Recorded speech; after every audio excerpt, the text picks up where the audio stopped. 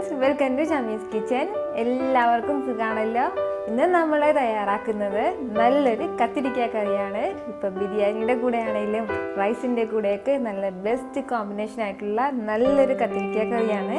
എന്നാൽ ശരി, ഇതെങ്ങനെയാണ് തയ്യാറാക്കുന്നത് നോക്കാം. ഇതിന് വേണ്ടിയിട്ട് നമുക്ക് മെയിനായിട്ട് വേണ്ടത് കത്തിരിക്കയാണ്. എപ്പോഴെല്ലാം ഇതുപോലെ ഒരു കത്തിരിക്ക കറി വെക്കണം എന്ന് വിചാരിക്കുന്നു, അപ്പോഴെല്ലാം ഇതുപോലെ ചെറിയ കത്തിരിക്ക നോക്കി എടുക്കണം. നമ്മൾ ഇതുപോലുള്ള കത്തിരിക്ക നോക്കി വേണം വാങ്ങാനായിട്ട്.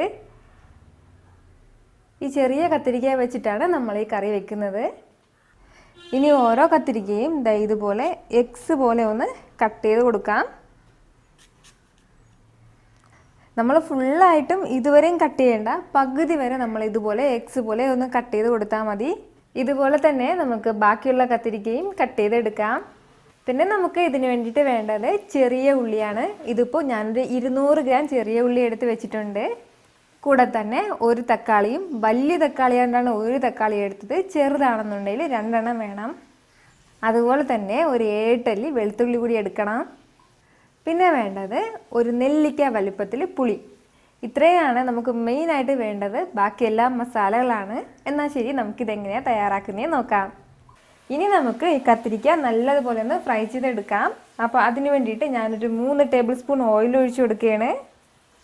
ഇതിലേക്ക് ഇനി നമ്മൾ നേരത്തെ കട്ട് ചെയ്ത് വെച്ചിരുന്ന കത്തിരിക്ക കൂടി ചേർക്കാം. ഈ കത്തിരിക്കയുടെ കളറൊക്കെ മാറിയിട്ട് ചെറുതായിട്ടൊന്ന് ചുരുങ്ങിയിട്ട് വരും. അപ്പോൾ നമുക്കിത് എടുക്കാം. അതുവരെ നമ്മൾ നല്ലതുപോലെ ഫ്രൈ ചെയ്ത് കൊടുക്കണം. ഇതിലേക്ക് ആവശ്യത്തിന് ഒരല്പം ഉപ്പ് കൂടി ചേർത്ത് കൊടുക്കാം. ഇനി ഇത് നല്ലതുപോലെ നമുക്കൊന്ന് വഴറ്റി കൊടുക്കാം. നമ്മുടെ കത്തിരിക്കയുടെ കളറൊക്കെ നല്ല ലൈറ്റായിട്ട് ചേഞ്ചായിട്ട് വന്നിട്ടുണ്ട്. നമ്മളിൽ പലരും വെക്കുന്ന കറിയാണിത്. പക്ഷേ ഇത് അറിഞ്ഞുകൂടാത്തവർക്ക് ഒരുപാട് യൂസ്ഫുള്ളാകും. അത്രയും ടേസ്റ്റി ആയിട്ടുള്ള ഒരു കറിയാണിത്. കത്തിരിക്ക വഴറ്റാൻ തുടങ്ങിയിട്ട് ഇപ്പോൾ 3 മിനിറ്റ് ആയിട്ടുണ്ട്. ഇതിപ്പോൾ നല്ലതുപോലെ ഫ്രൈ ആയിട്ട് വെന്തിട്ട് വന്നിട്ടുണ്ട്. അതിൻ്റെ കളറെല്ലാം നല്ലതുപോലെ ചേഞ്ച് ആയിട്ടുണ്ട്. ഇനി നമുക്കിത് മാറ്റാം.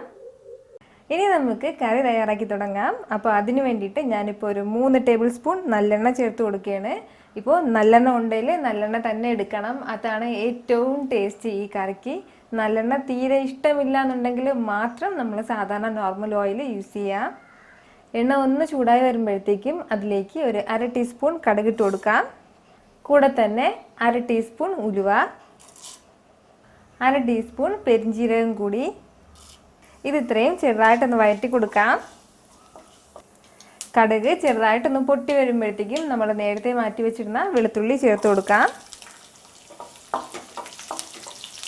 വെളുത്തുള്ളിയെല്ലാം ഞാൻ ചെറുതായിട്ട് അരിഞ്ഞിട്ടാണ് ചേർക്കുന്നത്. ഇതിൻ്റെ കൂടെ തന്നെ കുറച്ച് കറിവേപ്പില കൂടി ചേർക്കാം.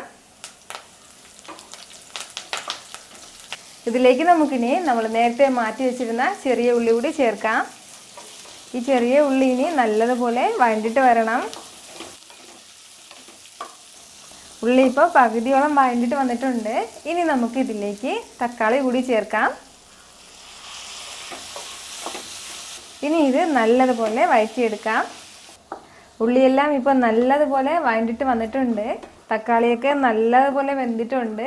ഇത് ഇത്രയും മതി. ഇനി നമുക്ക് ഇതിലേക്ക് മസാലകൾ ചേർത്ത് കൊടുക്കാം. 1 ടേബിൾ സ്പൂൺ മുളക് പൊടി. ഇതിന് നന്നായിട്ട് എരിവ് വേണം. അതിൻ്റെ പേരിലാണ് 1 ടേബിൾ സ്പൂൺ മുളക് പൊടി ചേർക്കുന്നത്. കൂടെ തന്നെ 1 ടേബിൾ സ്പൂൺ മല്ലിപ്പൊടി കൂടി, ഒരു 1/2 ടീസ്പൂൺ പെരിഞ്ജീരകം പൊടിച്ചത്, 1/4 ടീസ്പൂൺ മഞ്ഞൾപ്പൊടി. ഇത് ഇത്രയും ചേർത്തിട്ട് നമുക്ക് നല്ലതുപോലെ ഒന്ന് വഴറ്റി കൊടുക്കാം. ഈ മസാലയുടെയൊക്കെ പച്ച മണം മാറുന്നവരെ മാത്രം നമ്മളിത് വഴറ്റി കൊടുത്താൽ മതി. മസാലയുടെയൊക്കെ ആ ഒരു പച്ച മണം മാറിയിട്ടുണ്ട്. ഇനി നമുക്ക് ഇതിലേക്ക് പുളിവെള്ളം ചേർത്ത് കൊടുക്കാം.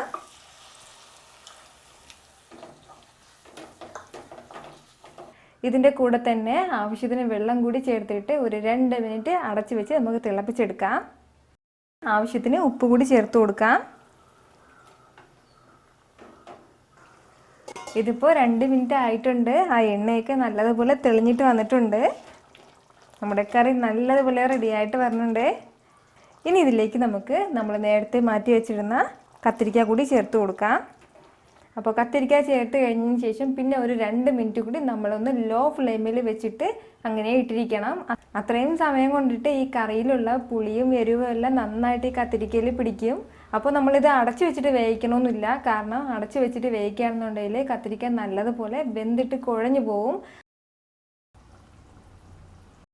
ഇതിപ്പോൾ 3 മിനിറ്റ് ആയിട്ടുണ്ട്. നമ്മുടെ കത്തിരിക്കയിൽ ഇപ്പം നല്ലതുപോലെ എരിവും പുളിയും എല്ലാം നല്ലതുപോലെ പിടിച്ചിട്ടുണ്ട്. ഇത് വന്നിട്ട് ബിരിയാണിയുടെ കൂടെ നല്ല ബെസ്റ്റ് കോമ്പിനേഷൻ ആയിട്ടുള്ള ഒരു കറിയാണ്. നമ്മൾ മുമ്പ് വെച്ചില്ലേ കുസ്ക ബിരിയാണി, അതിൻ്റെ കൂടെ ആണെങ്കിലും പ്ലെയിൻ ബിരിയാണിയുടെ കൂടെയൊക്കെ ബെസ്റ്റ് ആയിട്ടുള്ള ഒന്നാണിത്. റൈസിൻ്റെ കൂടെയും അതേപോലെ തന്നെയാണ്. അപ്പോൾ ഇതുവരെ ഇത് ട്രൈ ചെയ്തിട്ടില്ലാത്തവർ ഉറപ്പായിട്ടും ട്രൈ ചെയ്ത് നോക്കണം. ഈ വീഡിയോ നിങ്ങൾക്ക് ഇഷ്ടമായ ലൈക്ക് ചെയ്യാനും ഇത് മറ്റുള്ളവർ കാണണമെന്ന് ആഗ്രഹിക്കുന്നുണ്ടെങ്കിൽ ഷെയർ ചെയ്യാനും മറക്കരുത്. പിന്നെ നമ്മുടെ ഷമീസ് കിച്ചൻ ചാനൽ ഇതുവരെ സബ്സ്ക്രൈബ് ചെയ്യാത്തവരാണെങ്കിൽ ഒന്ന് സബ്സ്ക്രൈബ് ചെയ്തേക്കണേ. വീണ്ടും നല്ലൊരു റെസിപ്പിയുമായിട്ട് വരുന്നവരേക്ക് ബൈ ഫ്രം ഷമീസ് കിച്ചൻ.